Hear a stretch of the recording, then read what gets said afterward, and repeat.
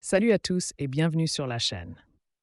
Dans la vidéo d'aujourd'hui, je vais vous montrer un workflow que j'ai créé avec N8N pour extraire automatiquement les sitemaps de n'importe quel site. Et toutes les données sont finalement enregistrées dans un tableau, comme celui-ci. Et ce qui est intéressant avec ce processus, c'est qu'il fonctionne avec n'importe quel sitemap.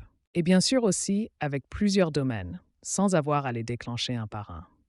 Je peux donc simplement ajouter ici un domaine, le sitemap, ainsi que l'URL du site au cas où je voudrais l'utiliser pour un autre workflow. Et après, il suit toutes les URL présentes dans les plans de site. Mais au lieu de simplement récupérer les données et de les insérer encore et encore ici, il le fait aussi en se basant sur un historique d'exécution. Donc chaque fois que j'exécute le flux de travail, j'ai l'ID d'exécution, mais aussi la date, ce qui est vraiment important car avec cette date, on peut vérifier dans le flux si une page a été ajoutée ou si quelque chose a été modifié.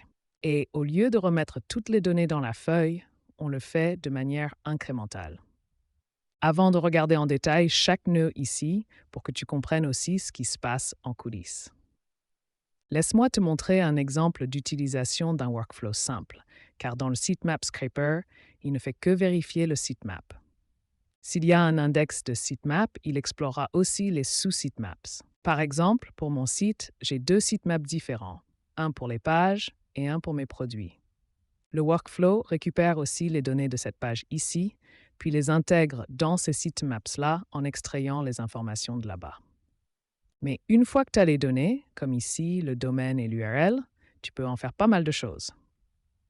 Et par exemple, vous pouvez utiliser ces données pour un audit technique. Donc, tu peux simplement prendre l'URL, l'envoyer par exemple à un outil SEO pour détecter les liens cassés ou obtenir des métriques sur la page. Mais bien sûr, tu peux aussi utiliser les URL pour l'indexation, donc utiliser l'API officielle de Google ou récupérer des données analytiques depuis la Google Search Console ou Google Analytics 4. Et je viens de voir que j'ai fait une faute de frappe ici. Et bien sûr, l'une de mes choses préférées est d'utiliser l'URL pour obtenir des données de performance directement via l'API de Google Search Console, puis d'utiliser ces données pour optimiser l'analyse de contenu. Et ensuite, tu peux aussi faire des choses plus avancées comme le maillage interne.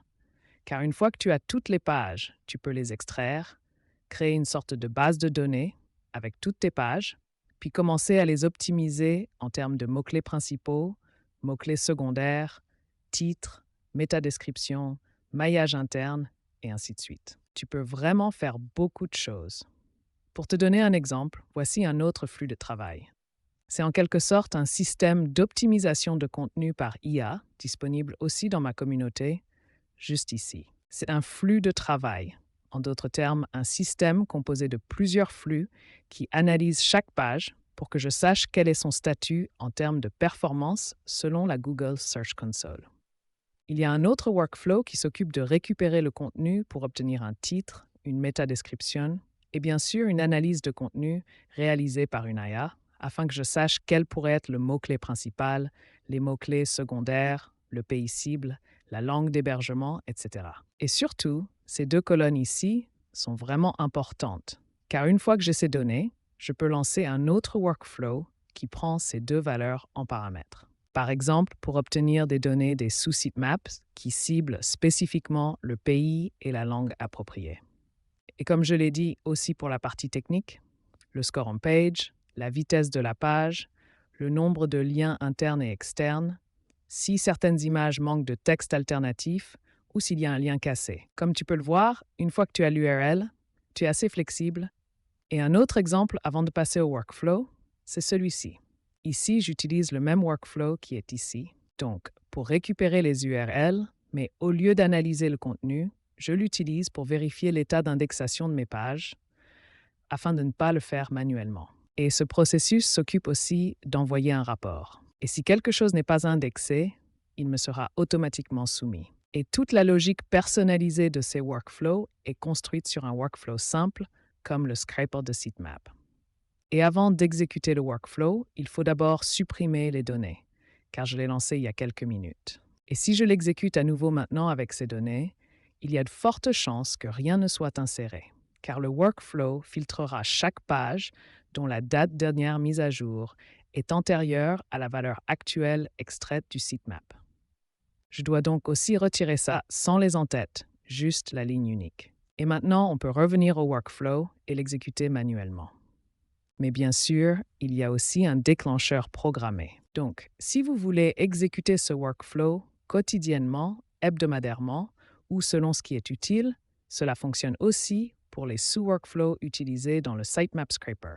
Et ce qui se passe maintenant en arrière-plan, c'est que tout d'abord, le workflow récupère les domaines présents dans la feuille de configuration. Donc ces 4 lignes ici, puis il prend ces données et les transmet au nœud de fusion.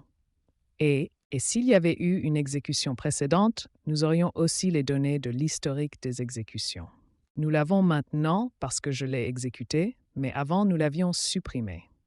Et s'il n'y a pas de données disponibles, alors on ne récupérera rien ici puisque la sortie sera vide. Mais ce n'est pas un problème, car dans le sous-flux, on vérifie aussi s'il y a une date et s'il n'y en a pas, c'est considéré comme une première exécution. Donc toutes les données seront récupérées.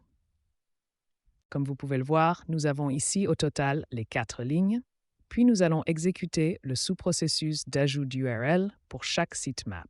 Et si l'on regarde l'exécution du sous-processus, on voit par exemple ici que tout commence avec les données transmises par la boucle. Et la première étape consiste à faire une simple requête HTTP pour obtenir le contenu du sitemap, généralement un XML, ce qui explique pourquoi dans le nœud suivant, on convertit ce XML en JSON.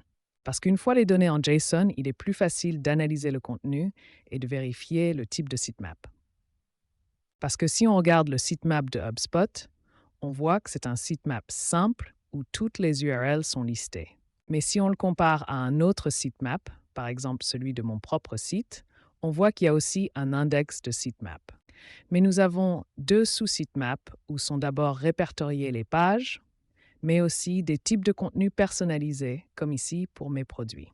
Mais disons que vous avez un type de contenu personnalisé pour des avis, des pages d'atterrissage spécifiques, et ainsi de suite. Ensuite, ceux-ci seront également pris en compte. C'est aussi pour cette raison que dans ce cas, pour le sitemap de HubSpot, ce workflow utilise cette branche ici, car nous pouvons récupérer directement toutes les pages du sitemap qui a été récupéré dans ce nœud HTTP ici. Mais si on le compare à un autre sitemap, on peut revenir aux exécutions et prendre par exemple celui-ci. Ou pour être plus clair, cherchons l'exécution de mon propre site, qui est probablement celui-ci. Oui, l'autre branche a été exécutée.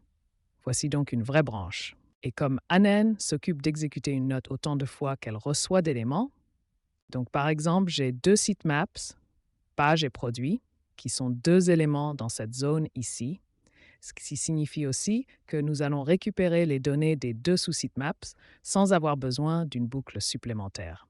Et après cela, la logique est assez similaire. On passe aussi le contenu XML, on extrait les URL et on effectue ici aussi le filtrage. Donc, ici, on filtre les posts selon leur dernière mise à jour. C'est la même chose ici. Et si une nouvelle URL apparaît ou si quelque chose change, alors on sauvegarde les données dans la feuille Google. Et si on le compare avec une autre exécution où l'on a aussi les données de l'historique, on peut simplement la relancer. Et ensuite, on peut aussi voir que nous aurons des données pour l'historique d'exécution qui sont également transmises au sous-flux ici.